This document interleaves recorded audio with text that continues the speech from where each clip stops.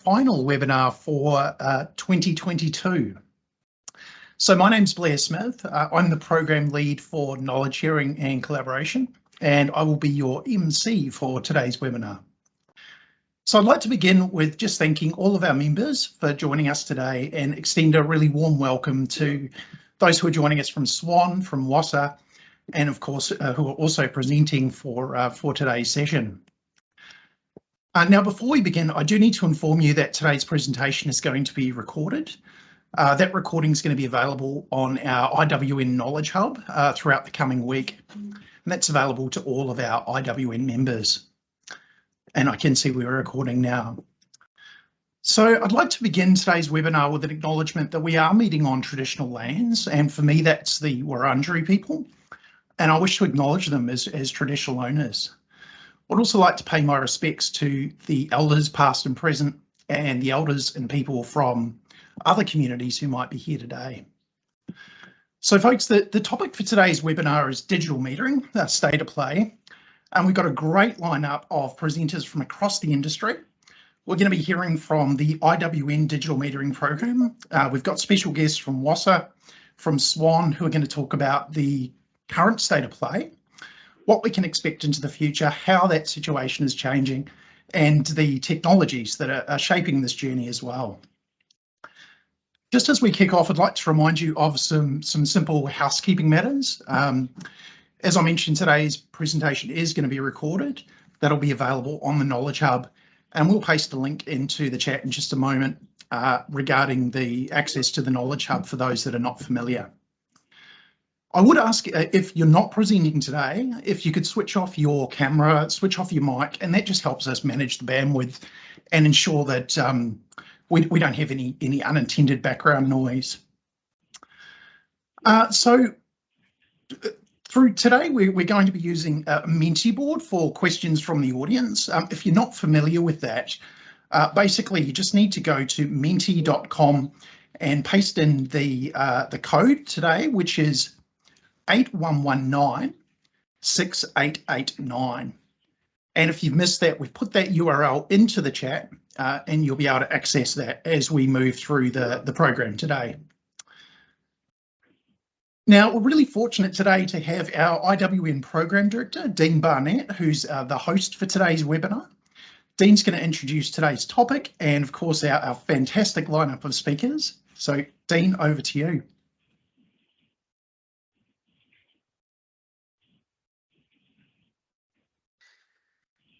You are muted, Dean. You're not coming through. I think so. How's that, Blair? Perfect. Yeah, beauty. Thank you. So welcome, everyone. I guess today's webinar is not like our traditional webinars where we're just presenting on an IWN topic. I guess what we're showcasing today is the collaboration between some of our key strategic partners, being Water Services Association of Australia and also SWAN. And what we do behind the scenes is that we work in collaboration on a range of different topics, but today's topic is digital metering. So it'll be a great webinar in the sense that we'll get to hear what's happening from a state point of view, from an IWN lens, also from a national lens being WSAA, and also an international lens being SWAN. So I won't talk too much because we've got some exciting presenters and presentations that'll be covered. So I'll hand it over to Jacinta. Jacinta's our Program Manager of Digital Metering at IWN, in addition to her role at Goulburn Valley Water. So over to you, Jacinta. Thanks, Dean. In the IWN digital metering space, we've had quite a few technology vendors present to us this year. And out of that has come a trial with Snappy, which we're getting up with TasWater, which is kind of the stopgap between digital and manual reads, in that it does kind of remote reads rather than what's considered a digital read, in that it only kind of takes a photo of the dial and converts that into a read, which it sends back. So we'll be trying that with TasWater, which very excited to get up and going. It'll be our first trial with Tasmania, so that's a bonus. Previously, through the program, we've created a state-based business case and economic model, which any of the IWN members are welcome to use, which is more targeted to regional utilities rather than metro. And we put together a state of play report, and I'll be talking about kind of the comparison between this year and last year, as this is the second time IWN's run the report, but this year we've also worked in with WSAA so that we have a national report, not just an IWN report. Interestingly, from rollout so far, comparing the two, is that not a lot's changed between last year and this year in the digital metering space for us. There's been a little bit of progress for some order of organisations, but not a lot of movement or progress in terms of rolling out and embedding digital metering in business. That's also supported by how many meters we think we're going to roll out from an IWN Victoria perspective over Victoria Tasmania perspective over the next 15 years. Last year we thought it'd be roughly 2.5 million over the next 15 years.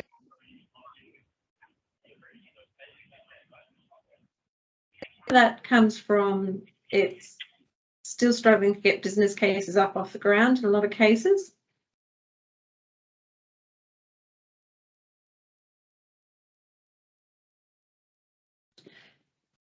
The benefits in terms of creating formulas and bits and pieces to try and quantify some of those benefits.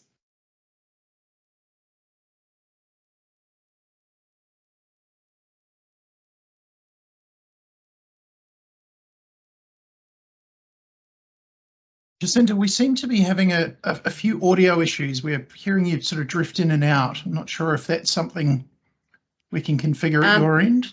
Jacinta is using my microphone and someone keeps muting me, Blair, and I'm not sure who's doing that. Right.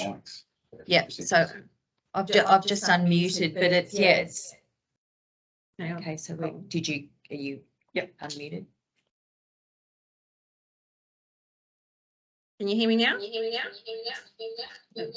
We're getting quite an echo now. Just need to turn your speaker off on your laptop.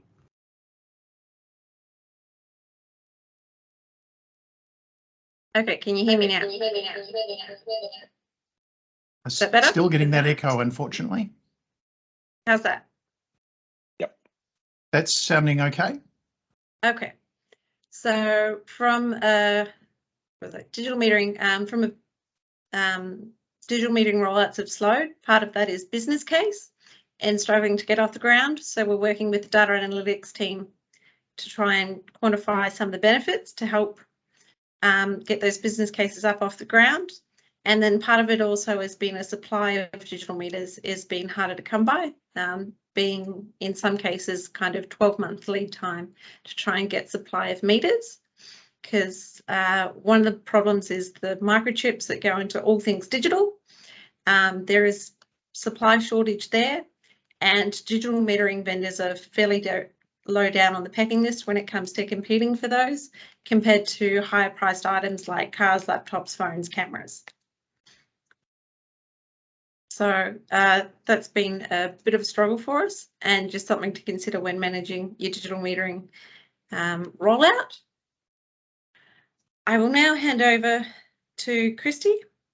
Kristy from WSAA is the Asset Program Advisor for Water Services Association of Australia. Her focus is mainly on specialty groups, projects and activities under the Utility Excellence Committee and the Asset Management Network.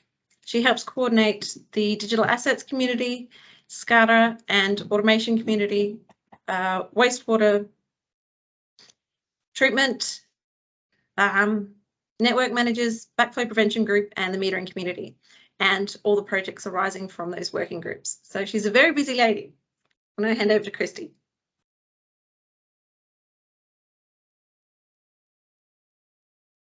Okay, thanks Jacinta. Hi all, as mentioned, I'm Kristy Drzewucki, Asset Program Advisor and Facilitator of the WSAA Metering Community.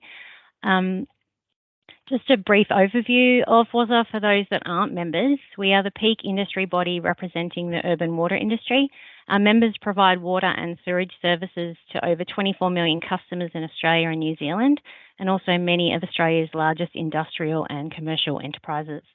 Our central functions include collaboration, so between members, sharing information and problem solving, as well as running projects that are too big or expensive for our members to do alone. Advocacy, we represent industry interests in Canberra, as well as influence policy and international representation, and innovation as a filtering point for the latest technology, introducing new ideas from Australia and overseas, and benchmarking, which is why we're here today to hear about the results from our State of Play survey and report. So Jacinta has taken you through some of the outcomes for Victoria and Tasmania, and I'll be sharing a few of the highlights from the national report.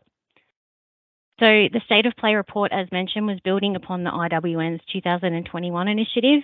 We saw this as a great way to collaborate with a like-minded organisation, hopefully the first of many collaborations. And given that we've got the same Victorian and Tasmanian members, we wanted to expand upon this to provide an opportunity to our members from other states.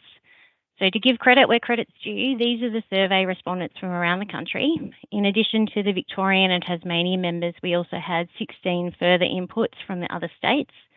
This is a great representation from large to small retailers, suppliers and council-operated organisations. And I just want to thank all of those that did contribute to the findings of this report. Unfortunately, this is not representative of all WSAA's members from around the country. However, it is representative of those that are most active in our metering community. And hopefully once others see this report, they'll want to sign up for next year and the years that follow. The drivers for digital metering implementation, overwhelmingly and unsurprisingly, the customer drivers to move to digital metering are financial. This is manifested in a desire to reduce costly and damaging leaks at their property, to enable them to understand their water use and also empower them to better manage their water use, to be able to change their billing frequency, and to also take advantage of water use at off-peak rates. And interestingly, we've found that the customers would be willing to pay to have this service provided to them. Business drivers, as mentioned on the previous slide, the customer is the biggest external driver for the business to implement digital metering. The survey found for internal drivers a broad range of operational and financial benefits for the meter reading team, network optimisation, demand management, leak detection and water loss reduction, safety, reading costs, meter under registration, infrastructure planning, management of assets, and CapEx deferral. The 30 utilities that contributed to the survey, they've been classified by the 7 groups that you can see in the key there on the top right corner. This graph provides an overview of how utilities rate themselves with where they are with their digital metering journey. Mostly the responses reflect the stages in the key, whereby most are already rolling out their program. They've given themselves a higher score, with the exception of the top utility they've currently suspended their investigations but are known to have some existing targeted deployment. I'll show you this so you can see how it relates to the next slide of the actual deployment numbers. So these are the figures for the 30 utilities, digital, non-digital and total properties served. The total properties being the dark blue and the digital meters in the lighter blue. The difference between the two obviously being their current mechanical meter fleet. You can see that the utilities classified at stage 7 have almost 100% rollout. However, they do have much lower numbers of properties served. And you can see that some of the larger utilities are still in the trialling phase. It's worth noting too that the utilities that are classified in stage 7, as well as the larger utilities, were reported to spend the most hours per week on digital metering within their businesses. Okay, so this is a glimpse into the future. The 30 organisations require nearly 7.9 million metres for 100% deployment. Based on their thinking, 85% will be digitally metered by 2037, which is way up on the current 5%. We need to note, however, that these figures understate both the current rollout and the 15-year rollout because of the missing data from organisations that didn't respond to the survey, and as well as population growth in that time. Okay, so this graph depicts the anticipated number of digital meters by organisation within 2, 5, 10 and 15 years, again classified using the key from the previous graph. 16 of the 30 believe that in 15 years they will have 100% rollout, 7 of those in 10 years, 4 of those 7 in 5 years, and 3 will have 100% rollout in 2 years' time. Those 3 being the ones that are already extremely close to 100% rollout now. So that means that pretty much 50% of the respondents will require longer than the 15 years to have 100% rollout. In many cases, only 50%, or even less in some cases in the 15 years. The delay is largely due to challenges and roadblocks that these organisations are facing, which are having a huge impact on the rollout schedule. So as Jacinta's already mentioned, the respondents raised the major challenge that they're being faced is gaining an acceptable business case, and they also appear to be caught up in a never-ending cycle of assessment that is focused on the technology. There are also some organisational culture challenges where some are finding difficulty in bringing their colleagues along on the digital meter journey, enabling them to see what the multiple benefits of implementation are for the organisation and their customers. The most reported other challenges was with the supply chain, with many members waiting on product, which has had huge delays, as Jacinta mentioned. So how can IWN and WSAA help our members overcome these roadblocks and challenges? As you can see, the greatest response is for us to continue to provide digital metering forums, conduct surveys, and share customer case studies, to develop industry position papers, assistance with business cases, and sharing post-implementation outcomes and learnings. The focus also needs to be shifted to the benefits of implementing digital meter rollouts. So it'd be interesting to see in follow-up surveys over the next few years if WSAA and IWN can help our members overcome some of these challenges, and then how that might reflect in the results and the numbers of the digital metering survey, how they might change. It's also worth noting that 76 of the respondents said that they would like to be involved in a working group to develop a standard for digital metering. It is intended at the next WSAA metering community meeting, which will be in Melbourne at the end of March, that we'll start to workshop what this standard could look like and what it would include before then we develop up a proposal to take to Standards Australia. It's also intended that WSAA will continue to work with IWN annually to conduct this survey so that we can keep an eye on the rollout of the progress of the rollout, and also continue to promote the benefits of digital metering. We anticipate that this national report will be made available in the next week or so. We just have some final tweaking to do. And those that participated in the survey will have access to the full report. However, the general public release will be de-identified just to allow the participants their anonymity. But that's it for me. So thank you all for your time and your interest. I will now hand over to Raghu. So Raghu has nearly 25 years of ICT experience, having worked in the industry and on the client side in consulting and advisory roles. Recently, he has focused on delivering quality and innovative projects in the water utility sector. He is responsible for ICT strategy and is also a digital metering program sponsor at Yarra Valley Water, as was previously the digital metering program manager. He has overseen and has detailed knowledge of technology field trials, procurement of key elements of the program, implementation planning, IoT innovation, R&D, financial modelling, business change management, and stakeholder and customer liaison. So over to you, Raghu. Thanks, Kristy. Thank you very much. As Kristy mentioned, I also chair the SWAN smart metering. Actually, I need to share my screen, don't I? Give me 1 sec.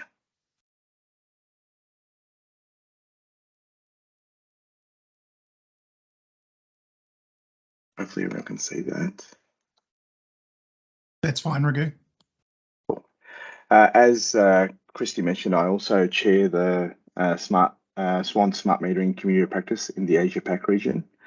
And for those who don't know who SWAN are, they're a leading global organisation that promotes smart water.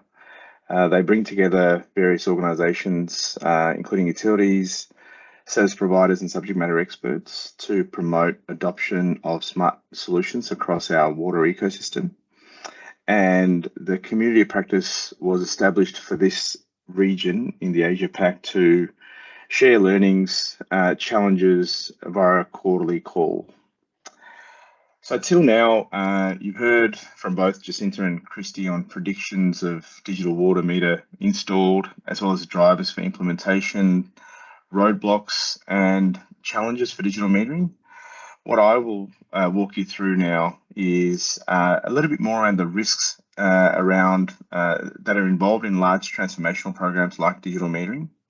And more importantly is to acknowledge that there will be risks that need to be constantly worked on, which can then lead the organisation to decide whether to proceed or not, but at least with their eyes, ears wide open. And I will be taking you through a number of these criteria across both technical and non-technical risks that need to be considered as part of the digital metering program. So first, let's talk a little bit at a high level around the whole feasibility, procurement and human resources. So pretty much everything starts at the feasibility stage where, risk is when people start.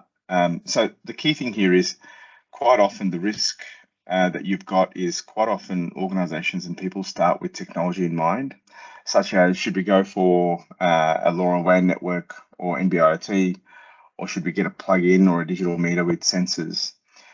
And really what should be happening is the organizations need to have a clear idea on why they are investing in technology such as digital metering, or having a clear problem statement, as well as what outcomes they want to achieve.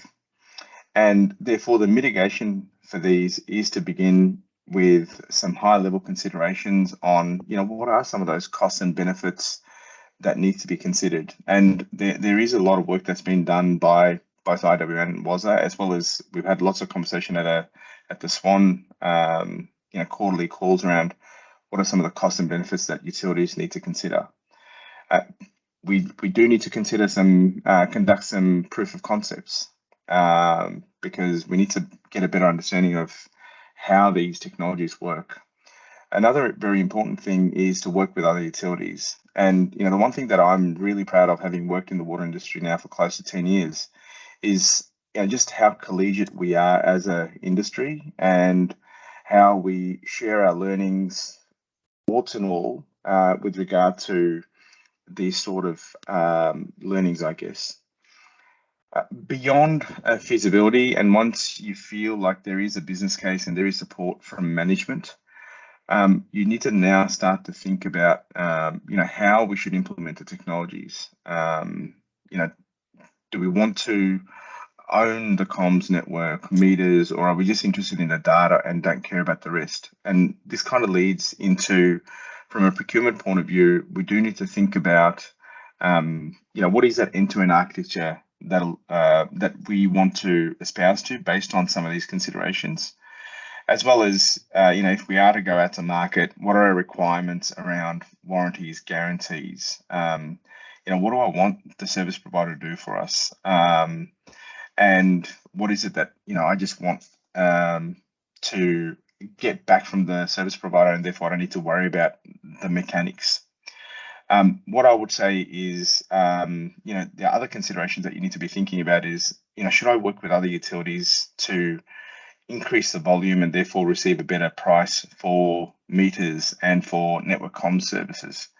A lot of these things need to be considered. And then there's also, I can certainly talk from a Victorian perspective, there are procurement rules around local jobs, as well as other considerations that the government has asked us to, incorporate as part of procurement. So all of those things need to be considered as part of procurement management.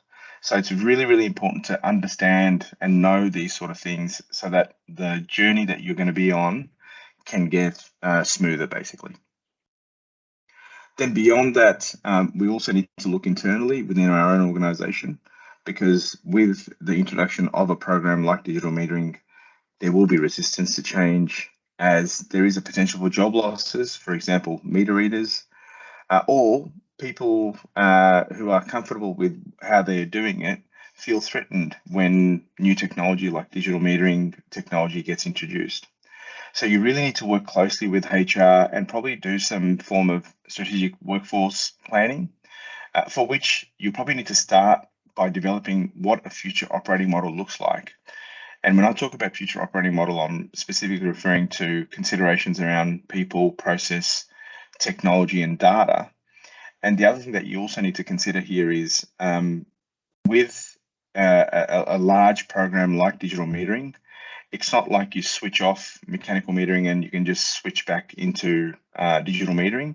There will be a transition period that you'll need to work through also. So what does that look like for the organisation, and what does that mean from a people impact perspective? So all of those things need to be considered as part of the human resources side of things. Then we get onto the technology side of things, and the three key elements being the digital meter, the network comms, and data analytics. And what I'd say here is the risks that you've got is, again, and there's quite a few of them related to people here. You need to be, because one of the pushbacks you'll have is from an accuracy perspective. You know, mechanical meter is more accurate than a digital meter. Although some of these things are changing, but all of these sort of things that need to be worked on. You know, do we want to have a basic meter, or do we want a meter that's got inbuilt sensors? Device life. How long do we want it? Because our current meter, mechanical meter, lasts, you know, somewhere between 12, 15, maybe even sometimes 20 years. What can we get? So the best way to mitigate these type of risks is to conduct trials or proof of concepts. And at Yarra Valley Water, we actually built quite a rudimentary test rig where we placed various meters in series, and we could see how they performed against each other. We also worked with external vendors as well as educational institutions like universities to further validate what we learned, not just from a meter and how it was working, but also battery life and how we can get better understanding of how battery operates, because all these digital meters will be battery operated. Then from a network communications perspective, quite a number of us, you know, live in in varied topologies. Regional and rural people probably have got even other challenges around. They may not have the same level of service on the NB-IoT technology as, say, the metros. So there's got to be real considerations about, you know, what comms technology we need to be thinking of, and how do we get comfortable with, you know, what we're going to use.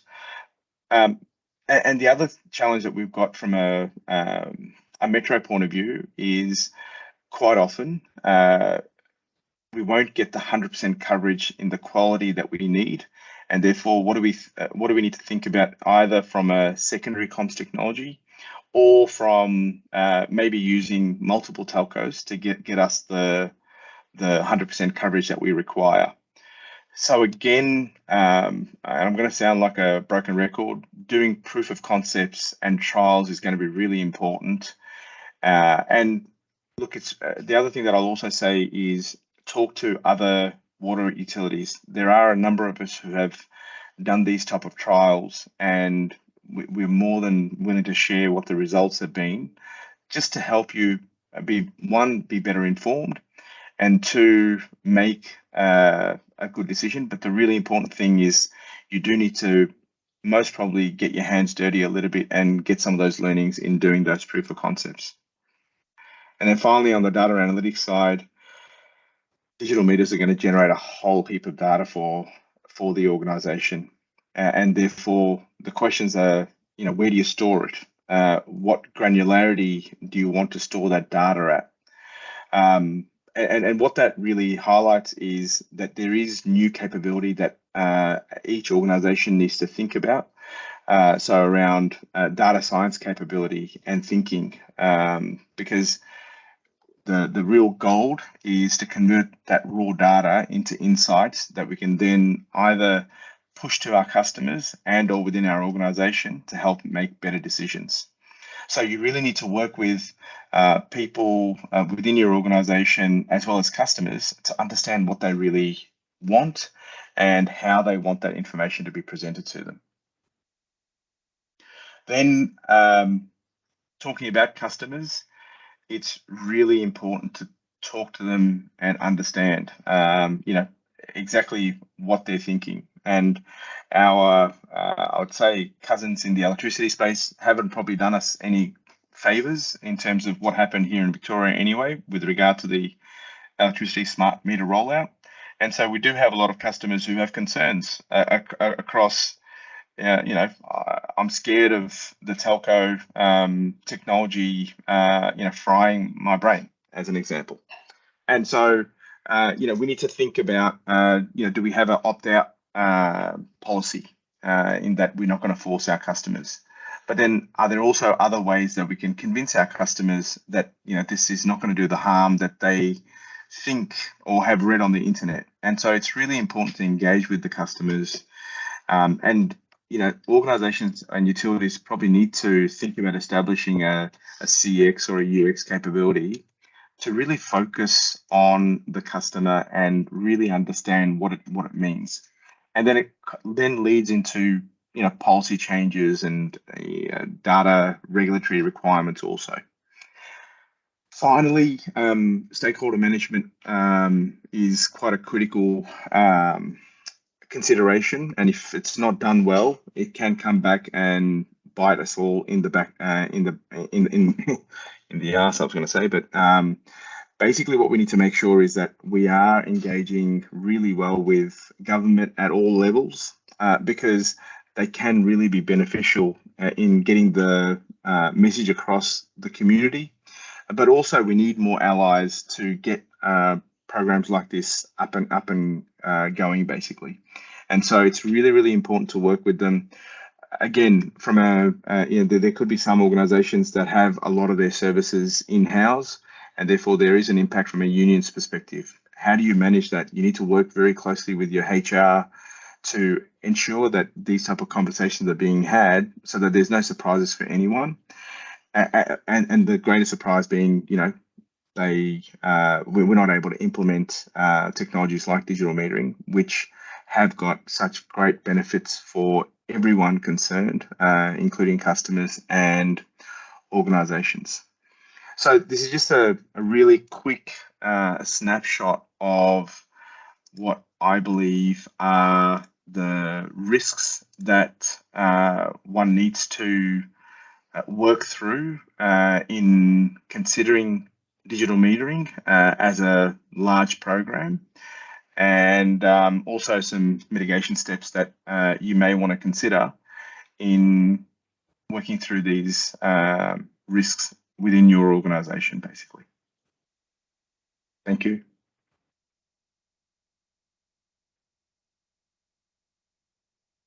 Right. Fantastic. Sorry, getting a little bit of echo there. So look, thanks very much, Jacinta, Raghu and Kristy. It looks like we're in a position now to take some questions, if that's okay with everyone. For those that have perhaps joined us a little bit late today, we mentioned that we're fielding questions via Mentiboard today, so the details are in the chat. You're welcome to add a question there or upvote an existing question. I can see that we have 7 ready here already that our audience have asked. So I'll pitch these through to you folks, and Jacinta, Raghu, Kristy, I'll allow you to decide who's best to answer these. So our first question is, you talked about the customer as a significant driver.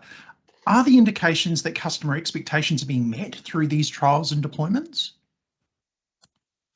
So, Kristy, and then I'll go after that. I'll just give input on what we received from the survey. And for those that are trialling with some deployment, they have already found quantified water savings, operational savings, as well as customer interest and engagement. Yep, and I can back that up with, you know, the first hand on what it is. But what we also learnt with customers is it's really important that we don't assume that we know what the customers want, and it's really important to have the conversation with them to get an understanding. And I'll give you a quick example. So we thought that customers would want to go to monthly billing because of digital metering data. But we found through our research, there was a profound customer feedback that said, you know what, I'm happy with my quarterly bills. I don't need to go to a monthly. So that's just one example of where we need to validate and have those conversations and not just assume that we think we know what they want.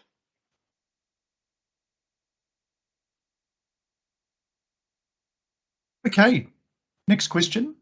Sorry, I see you've, Jacinta, did you want to add anything to that? So you've just appeared on the screen. No, I think it's generally all fairly similar in terms of we need to continue asking our customers, are they happy and where it's at. Customers that have interacted with us so far have all been generally fairly positive in terms of receiving and being able to see and look at their data. So it's generally been positive feedback. Thank you. Okay, next question. Can anyone register for the Smart Metering Standards Working Group, or is it utilities only?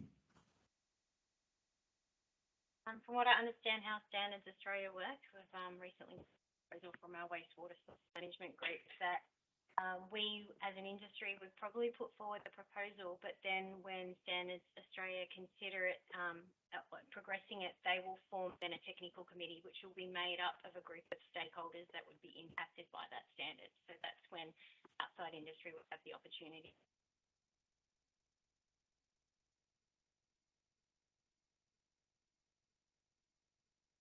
Okay, moving on. When it comes to organisational trials for digital metering, what is the average duration of trials that you are seeing?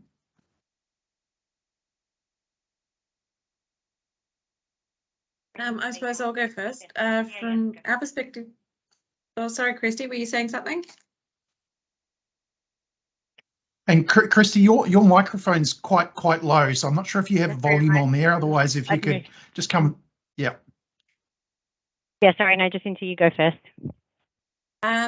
It varies depending on kind of organisation, where they're at and how they're actually tackling the trial. So in some cases, it's they kind of install meters and let it run for the life of the meter, but haven't yet got around to progressing it to the rest of the organisation. So you could look at it from they've been trialling it for years. Others have been kind of putting in some here and there and trialling them for a few months or different lengths of period, depending on what they want out of that trial in terms of what information they're looking to gain from it.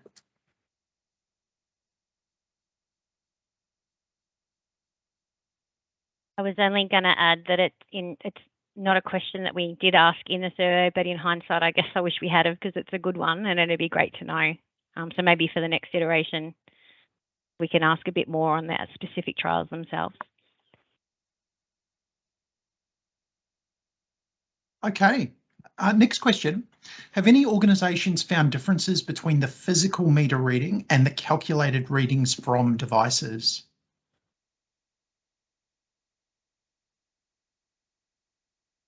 Again, not a question we've asked in the survey, but would be a good one to add. From what I know, from at least my experience with digital meters, is we've got an integrated meter. So the digital read is the same as the physical read. We did have a couple of bigger meters where we put loggers on, where we did have differences in physical read and actual read. And that was because of some faulty setup process, which has been able to go through and be fixed. We've also had a couple which have read differently because of faulty electronics, but it's been a minor percentage.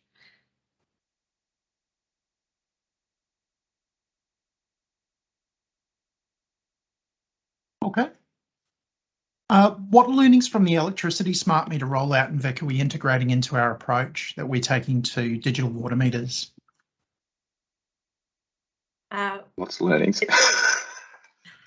I think the key one for Victorians is, with the chaos of it, is with the option to opt out so that people can be familiar with the technology before and get used to their neighbours having it before they themselves potentially get it. Been really strong with our communications in terms of customers and informing them of what's happening and rollout and what stage things are at. I know when we at Golden Valley Water were rolling out the meters we have rolled out, we had probably, of the opt-outs, half of them were just because of the electricity meter kind of rollout, and we're kind of waiting for it to be embedded as business as usual before they wanted to be swapped over to a digital meter.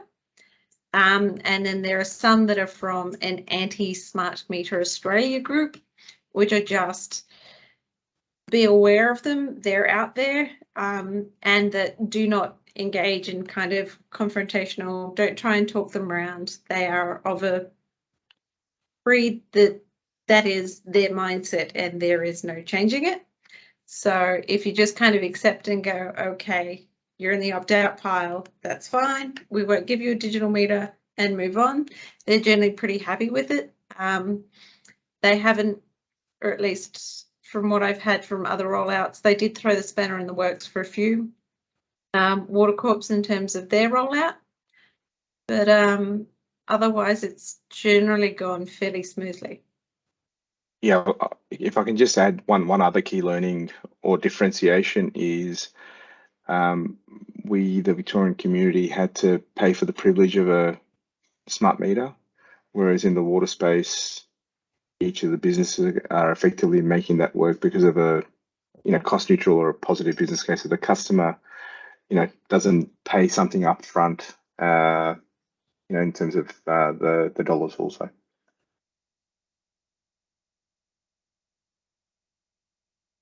Okay, so you talked about some of the blockers and the challenges in particular. Now, presumably those organisations that are well progressed have overcome the challenges of the business case MPV, which was obviously one of the key challenges there. So are those challenges of moving those respective organisations from the 70 to 80% mark through to 100%, are they primarily technological challenges? Can you talk to us about what they're facing?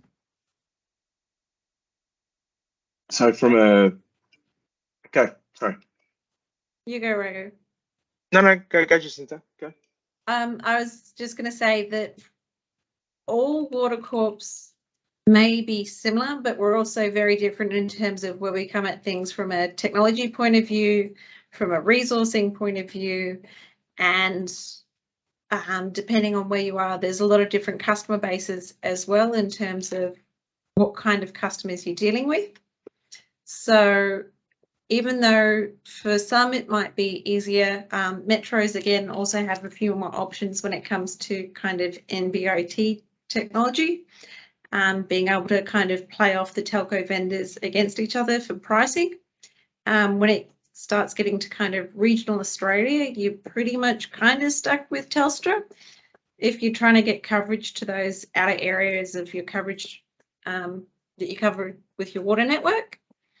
So some of it is that, and then the other is finding the time to actually go through and try and quantify what benefits you'll get out of digital metering, which we've tried to help with the economic model. But again, it's good at putting information in that we do know. So existing mechanical data, what people are kind of struggling with is trying to quantify some of the benefits, which we can list out a whole heap, and we're very good at doing that, but we're still struggling to kind of put some dollars and cents around putting in a digital meter actually creates this dollars and cents benefit. So I think that's probably where a lot of water corps are struggling at the moment. If I can just add one more thing, I actually believe that the business case is actually cost driven rather than benefits driven. Because benefits, it only takes you to a certain point, whereas it's really the costs that are driving the cost neutrality or the positive business case at the end of the day. That's just the reality of how it is. And So then I that's guess actually a just, group.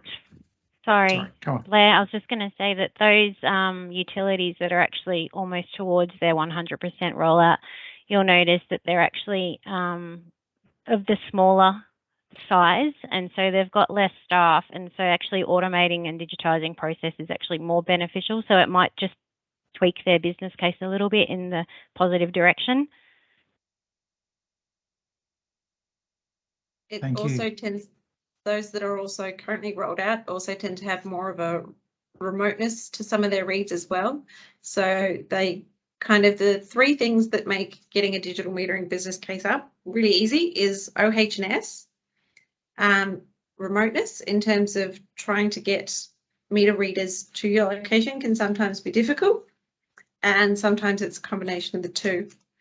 Either that, or if it's, you've got some really good CapEx deferral that you could do with digital metering in terms of being able to reduce water loss in your network in bits and pieces. It's kind of easy to get that business case up. If you're looking at kind of in town, OH&S safe, and kind of a newish part of town, so no kind of CapEx deferral benefit, it gets a lot harder to get that business case up and going. Yeah, so I think you've gone a long way to answer this next question, which was what are the theorised or verified quantifiable benefits from smart metering? So sort of just anything to add to that, perhaps where people can find additional information on some of those benefits, or anything you'd like to build on in terms of quantifiable benefits? So I think the quantified benefits is kind of where we struggle at the moment. We're very good at listing out what we believe the benefits are. In terms of actually putting some either dollars and cents or efficiencies to those is where we're currently struggling. I think Ian Monks has done some work in this space. As part of the IWN group, we're currently looking to try and get a university student to do a literature review for us on kind of all the different ways we can kind of quantify the benefits that are currently listed. It's one of the things we're not presently doing well as an industry. So it's something we need to work on.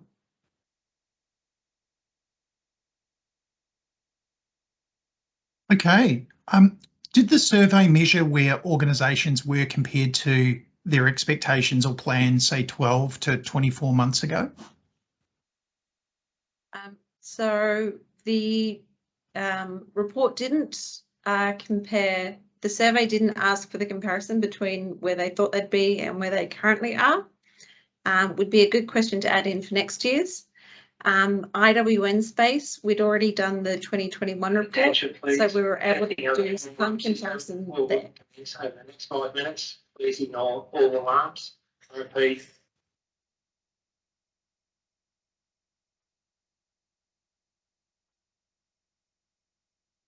Wouldn't have timed that better.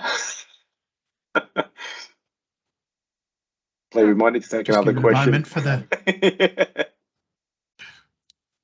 emergency management processes to complete. Here we go. There we go. So yeah, in that space, IWN, we could kind of do the comparison for IWN members between what they were thinking last year and what they were thinking this year, because we already had the data to be able to look. It might be worth asking in next year's survey, but also next year's survey will have this year's data to be able to reflect back on as well.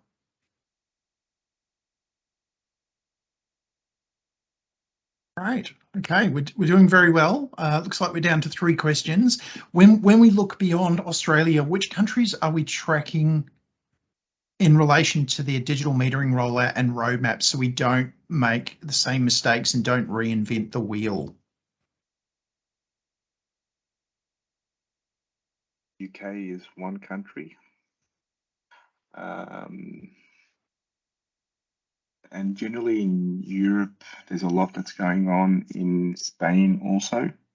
But they're all slightly different. I mean, in Europe, the situation why it's different is a lot of them are they are public utilities, but they've outsourced it to the larger conglomerates like your Suez's and your Veolias. So it's slightly different.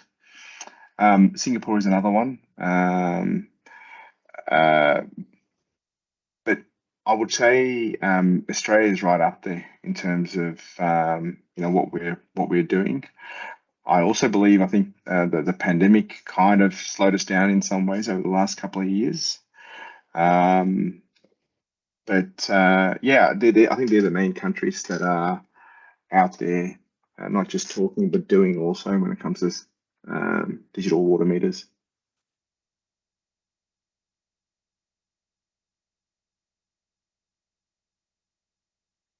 Okay.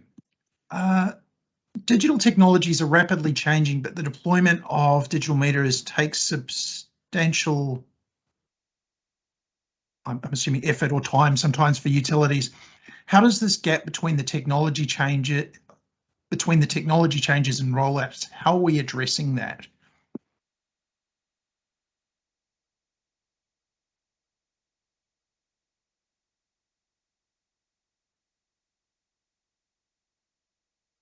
Does anyone want to pick up that one? Excellent question. From that kind of, you've got to draw a line in the sand at some point, otherwise you're always going to be waiting for the newest and greatest and latest technology.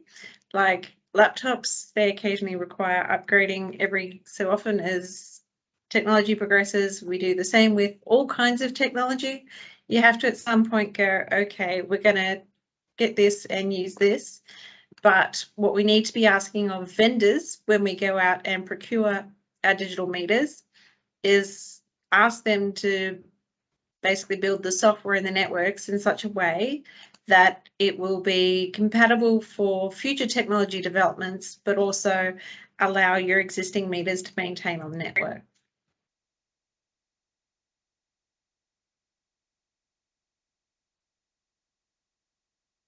Okay. What are the current challenges faced in the legacy system integration and digital metering, and how are these addressed? Or point for a lot of us in technology. You really do need to, that's why architecture becomes really important, done pretty early in the piece, because I would say that you need to have your technology in place as you are commencing the rollout of your digital water meters, and that is the thing that takes the longest. So doing that architecture work, looking at your existing systems and the new ones, cloud versus on-prem, all of these needs to be considered as part of your decision making. Or you can keep it really simple and say, all I care about is the data, and you just give me a data packet and I'll do the billing, and the rest is someone else's problem. So there are options available when it comes to these type of challenges also. Yeah, it really depends on how your organisation uses and integrates data, whether you're trying to integrate between a whole series of systems or whether your organisation is setting up a data lake so that all the data kind of goes to a central source, which then goes out to the required applications. So it's really a discussion to be had with your digital team and what strategies they have in place for data moving forward, whether they want to integrate it directly into your billing system, whether they want it just going to the data lake, or whether you directly want to integrate it into your other systems like your asset management, billing, and whatever other systems you might have. So it's really something you need to decide and work on before you go out to market. Fantastic. So I can see that we are almost on time, and we've done an exceptional job of answering the questions today. So thank you very much. I see there is one other that's just sort of popped in there, so we might send that one around later just in the interest of time. So look, thank you, everyone. I'd like to just take this moment to thank you as our audience. Fantastic engagement today, really great questions. I'd like to thank our host, IWN Program Director, Dean Barnett, and of course, very special thanks to Jacinta, Kristy, Raghu for what's been a really interesting, informative, engaging presentation, and obviously fielding all of our fantastic questions today. As I mentioned earlier, this is actually our final webinar for 2022. We will be back again in 2023 in February. As I mentioned, the webinar from today will be available on the Knowledge Hub. We've pasted some information on how to access the Knowledge Hub into the chat. I'd really encourage you to check it out. If you're not already registered, it takes less than 2 minutes, and we'll just open the door to a wealth of information from the IWN. So in February 28th at midday will be our next webinar for IWN, kicking off the 2023 series. That will be from the Knowledge Sharing and Collaboration team, and we're going to be looking at a new and novel technology called Nobi, which is all about producing video guides for instructional content. So please mark that date, and obviously some comms will follow shortly in regard to that. Once again, my name's Blair Smith. It's been a pleasure to be your MC today. We've got just over 4 weeks until Christmas, so I wish you all a safe and happy holiday period and look forward to seeing you all again in 2023. So thank you.